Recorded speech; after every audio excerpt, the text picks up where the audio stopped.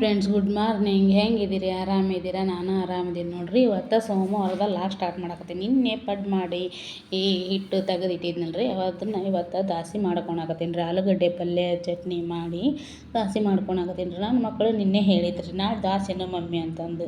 ಅವರಿಗೆ ಪಡ್ ಮಾಡಿದ್ದಿ ನಾನು ಮರುದಿನ ದಾಸಿ ಮಾಡ್ತಾಳ ಮಮ್ಮಿ ಅನ್ನೋದು ಕನ್ಫರ್ಮ್ ಮಾಡಿಬಿಟ್ಟೈತ್ರಿ ನನ್ನ ಮಕ್ಕಳಿಗೆ. ಹಿಂಗಾಗಿ ನಾಳೆ ದಾಸಿ ಅಂತ ಎರಡು ಮಂದಿನ ಮಾತಾಡ್ಕೊಳಕತ್ತಿದ್ರು ರೀ.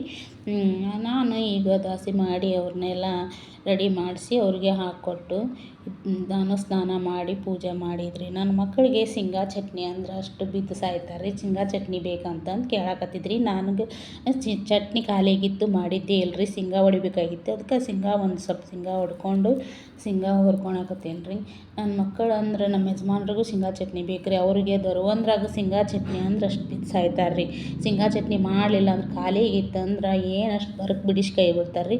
ಅದಕ್ಕೆ ನಾನು ಶೇಂಗಾ ಹುರ್ಕೊಂಡು ಅವನ್ನ ನೀಟಾಗಿ ಹುರ್ಕೊಂಡು ಅದಕ್ಕೆ ಕರಿಬೇವು, ಕೊತ್ತಂಬರಿ, ಜೀರಿಗೆ, ಬೆಳ್ಳುಳ್ಳಿ, ಉಪ್ಪು, ಖಾರ ಹಾಕ್ಕೊಂಡು ಶೇಂಗಾ ಚಟ್ನಿ ಮಾಡಿದ್ರಿ. ಹೇಳಿ ಹೋಗಿದ್ರಿ ಸಾಲಿಗೆ, ನಾನು ಬರೋರಾಗ ಶೇಂಗಾ ಚಟ್ನಿ ಮಾಡಿ ಮಮ್ಮಿ ಅಂತಂದು. ಬಂದ ಮೇಲೆ ರೊಟ್ಟಿ ತಿಂತಾರಲ್ರಿ, ರೊಟ್ಟಿ ಪಲ್ಯ ಒಳಗೆ ಬೇಕ್ರಿ ಅವ್ರಿಗೆ ಶೇಂಗಾ ಚಟ್ನಿ.